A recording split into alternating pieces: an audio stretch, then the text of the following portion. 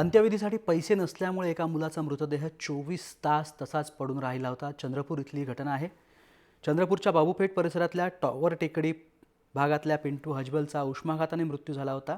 पिंटूच्या मृतदेहावरती अंत्यसंस्कार करण्यासाठी त्याच्या कुटुंबाकडे पैसे नसल्याने तब्बल 24 तास त्याच्यावर अंत्यसंस्कार होऊ शकले नाहीत. पिंटू आईवडील आणि 2 भावंड असा 5 जणांचं कुटुंब आहे. आईवडील मजुरी करतात. पिंटूच्या मृत्यूनंतर त्यांच्याकडे अंत्यसंस्कारासाठी 2-2.5 हजार रुपयेही नव्हते. जय महाराष्ट्राने या बातमीचा पाठपुरावा केला. त्यानंतर आमदार विजय वडेट्टीवार यांनी 5 हजारांची मदत तातडीनं दिली. शिवाय परिसरातल्या लोकांनी 50-50 रुपयांची वर्गणी काढून पिंटूच्या अंत्यसंस्काराची तयारी केली.